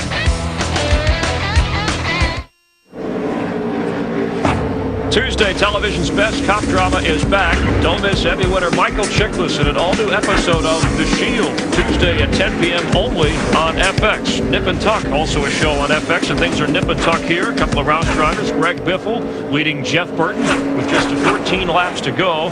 And as things tighten up, Jamie McMurray, you're talking about the safer barriers tightening up the walls here at Darlington. You noticed that yourself when you got out in traffic, and some of these guys might encounter that in the final laps here. Yeah, I didn't notice it so bad in qualifying trim, but today in happy hour, whenever you would try to pass a guy, even if he was letting you have the groove, it's a lot narrower. You didn't have a lot of room for error before, and now you've taken 30 inches away, so it's tougher. It really is. I'm sitting here watching, Chris. I mean, right now we got a great battle going basically from about 4th place back to about 8th. And part of that reason is because this thing's so tight. You see Greg Biffle right there trying to negotiate, as far as traffic is concerned. And that's what's making it so interesting. Is you can gain and lose 1 or 2 seconds because of catching that traffic out of sequence. It can really have a big play of what's going on. And we see some pretty intense racing right now. Back in 2002, Greg Biffle won this race, and Jeff Burton ran second, and that's currently the way it stands with just 12 laps to go. Teammates, it doesn't matter, Jim? No, it doesn't matter. I mean, the gloves are off right now. So take a look at David Green. He's got a pretty fast race car, but he's going to run out of time. If he can be just a little bit closer, he could be a factor in this thing. It seems like his car's really working good. But again, this traffic has really put a separation on like 1st, 2nd, 3rd, and the other guys back in there. But we got some really, some intense racing going on. Let's see how Nip and Tuck will be at the finish. And rejoin Larry, Darrell, and Mike. Here's the group we're watching from David Stremme in the trim spot number 32 on back. 4th through 7th place is really close. And you know what? We've seen the 9 chase the 60 here a lot of times. A few years ago, Mark Martin was in the 60, though. Dick BERGGREN on Stremme. Well, Stremme may not have the fastest car of that group, Mike, but his crew is trying to persuade him that indeed he does. If you want to have a nice day, just listen to Stremme's spotter, because every once in a while he'll say, nice corner, nice lap, nice and smooth. That's the way to do it. I mean, it's making me feel good down here on pit road just listening to him. They are trying to use psychology to keep Stremme in 4th spot and keep those other guys behind him. But Darrell, that's what that driver wants to hear. He wants to hear that cheerleading. It makes him feel good. Well, when you're doing a nice job, you want to be sure your crew's watching, that they're noticing, and that's encouragement. And I like to hang around people that encourage me. And it's working. He's opened up a bit of a gap. Although now Robbie Gordon and Martin Truex threaten to close it coming into turn 3. Truex looking under Gordon. He's going to make room. Robbie Gordon don't want to give up, though, on that high side, that 55 car. I believe Truex will have to fall back in behind him here on the front stretches. We've got 9 laps to go. Boy, now that's a couple of rocks right there.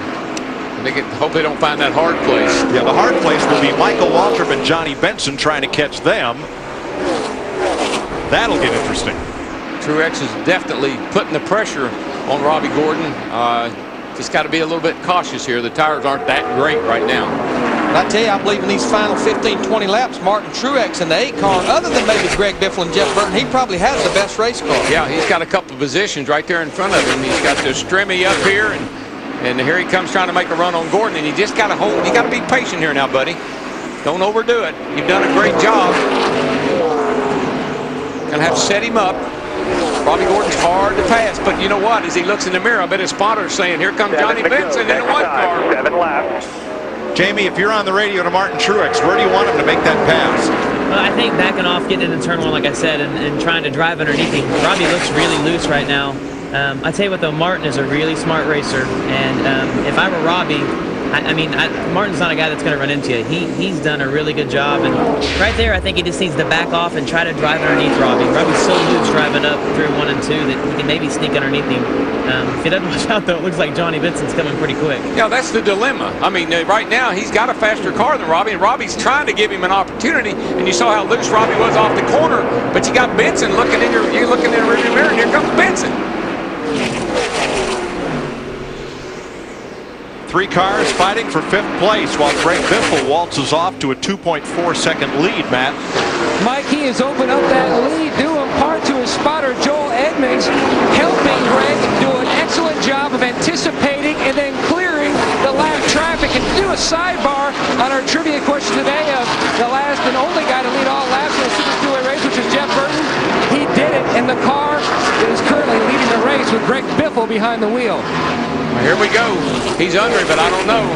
5 laps to go.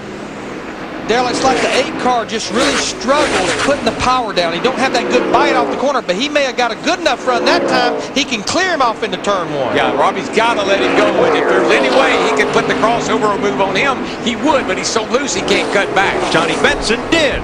There you go.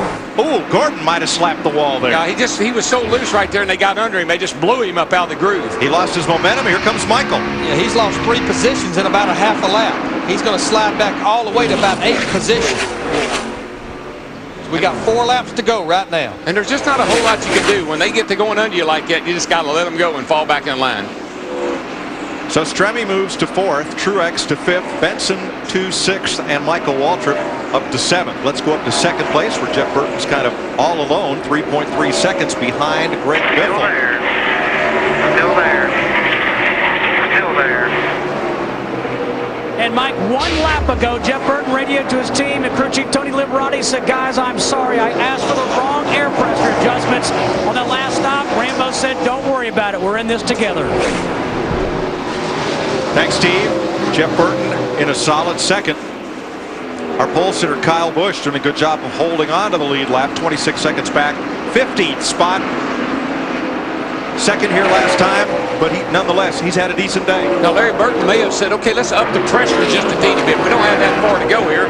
Fairly short run. Maybe he upped the pressures and overcooked the tires. Yeah, people will do that to help the tires hook up quicker. Every time I did that here with more than about 10 laps to go, it ended up biting me. Here comes Martin Truex Jr. on David Stremme. This is for 4th. These guys are being so smart and not racing each other into turn 1. I mean, a couple of rookies normally wouldn't know not to do that, but these guys are pretty sharp. 2 laps to go. I like the way Truex has run his race, Darrell. He saved the best for the end. Woo, picking them off. Might have saved a little piece for that wall over there, too. I'm looking at this battle back there with 2 laps to go with Casey Atwood and Mike Bliss. They were just 3 wide going down into turn 3. Stremme and Benson off turn 4 for the white flag. They were side by side. Now go back single file. This could get interesting because Benson's a little quicker. Stremme's going to block. See Johnny fade to the outside.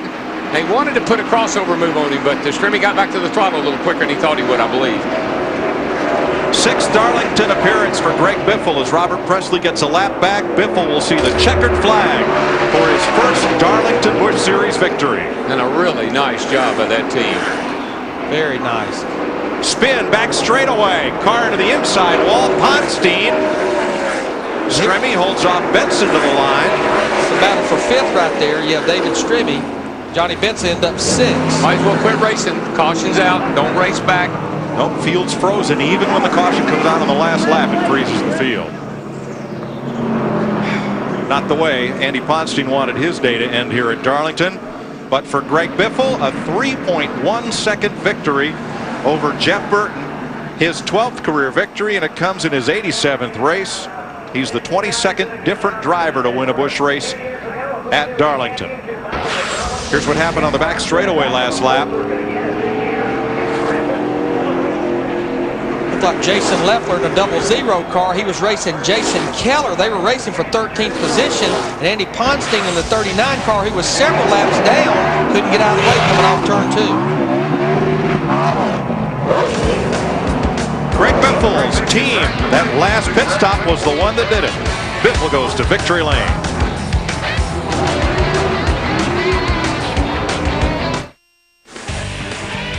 Welcome back here in Darlington. Greg Biffle in victory lane, where Jamie McMurray hopes to be tomorrow. I want to thank you for stopping by, your analysis, and you were up on the wheel all day. Good luck tomorrow in your 42 car, the Texaco Haviland Dodge. All right?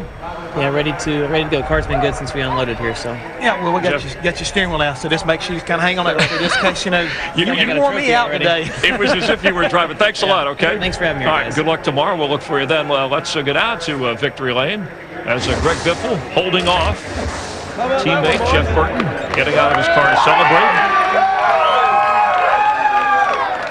And Matt YOCUM is there. Back in 2002, it's a 1-2 Roush finish, but you finished second to your teammate. Reverse today. This must really be a special win. It is really a special win, and our thoughts and prayers are going out. Jack Roush lost his father this last week, and we're thinking about everybody. But great. I mean, I'm so excited to get the chartered high-speed cable car in victory lane. It's pretty awesome. But this is Darlington. This is Darlington, and with the new walls and everything, I think that side of the car is clean, and I'm pretty excited about that. The guys did a great job. We had a little trouble with the glue coming off on the lug nuts that stopped, and then they just ripped one off when it counted, got me out in the front, and this car run really good here today. And like you mentioned, when it counted, the guys came to it, but you also came to it. A very stellar day behind the wheel, tire management. You did it all today. Yeah, I did. Burton was putting a lot of pressure on us. He had a really good car, too. But, the charter car, I need to thank Charter and everybody, Coca-Cola, everybody does everything for us. Brad and the guy. How about this guy right here? Yeah, Brad Parrott. He's my man. We're going to win some more of these things. We probably should have won Rockingham and had some engine failure. And, the engine run really good today. Really strong engine. I'm real happy with it. But the guys just did a fantastic job. I'd like to say hi to everybody back home. Third straight Darlington win for this chassis. 12th of the career for Greg Biffle. And back home, Vancouver, Washington for Greg Biffle. 13th win for Roush Racing in the last 22 Darlington Busch Series races. And you see Biffle currently 9th in the Busch standings after 4 of 34 races. Harvick, your leader. Michael Waltrip up to 3rd. Martin Truex Jr. 4th. And Greg Biffle starts 3rd tomorrow. Only twice has the Busch Series winner gone on to win the Darlington Cup race. We'll be back here in a moment. Greg Biffle winning here, former Busch Series champion, former Craftsman Truck champion, and of course keep an eye for the final results on that crawl, the lower or the top portion of your screen to see where your favorite driver wound up. Let's check in trackside with Steve Burns. Steve?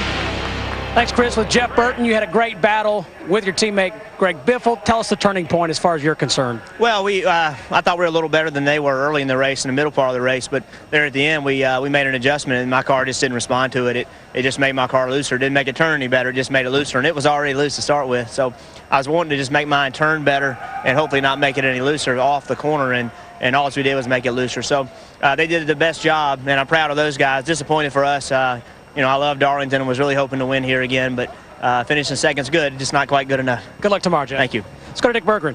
Martin Truex finished 4th in his first ever drive here at Darlington. What'd you learn about this place today? Well, I learned a whole lot. I'll tell you what, this is a fun racetrack to race on. I had a blast, and we were just too tight beginning of the race and lost a couple spots and, just lost too much time there. But at the end, Bono and everybody did an awesome job. The Bass Pro car was hauling at the end, and, man, I had fun today. Driver counts a lot here today. Congratulations. Mike? Thanks, Dick. I think one big winner today was David Green. His third-place finish climbed him 3 spots in the points to second. Yeah, but if you've been racing at Darlington for 20 years as a veteran, to get a top 5 finish is a challenge. And for Martin Truex Jr. and David Stremme to do it in their first career start here at Darlington, that's quite an accomplishment. Probably feel almost as good as Greg Biffle does. Yeah, you know, rubbing is racing, and these guys rubbed on these walls today, so the walls did not affect the race at all. And I was happy to see that, because big concern coming in here, what was that 30 inches that they taken away from a track going to do to the racing? Didn't seem to affect it one way or another. Now, this was a sprint race. I can't wait for tomorrow. Remember, 1 year ago, what happened on the last lap here at Darlington in the Cup race. It's going to be a drag race. Wow! They touch! They touch! Craven got him! And Craven! have you ever? No, I've never. Wow. What a finish!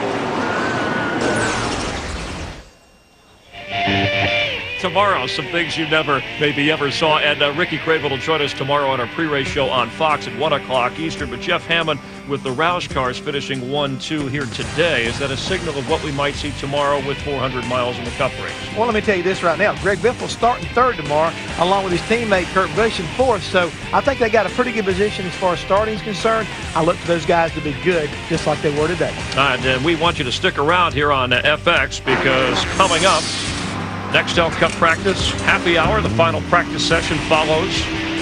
And then tomorrow, start your day with NASCAR this morning. John Roberts and the gang of Fox Sports Net, followed by the world's best drivers going at it in the NASCAR Nextel Cup Series race from right here in Darlington, 1 o'clock Eastern, 10 a.m. Pacific. And the pre-race show, Ray Evernham will join us to talk about Casey Kane, who got as high as second today, but really was not a factor. NASCAR continuing all weekend long across the Fox networks. On this, the first day of spring, a pretty good start of things as Greg Biffle ends up with the victory. 18-year-old Kyle Busch had some chain problems, unlucky for the kid from Las Vegas as he led early on the pole. Casey Kane, as we said, not much of a factor. Greg Biffle battling Jeff Burton to win in the end. Leave it right here on FX for Winston Cup. Make that Nextel Cup practice, and then we'll see you tomorrow on Fox at 1 o'clock Eastern.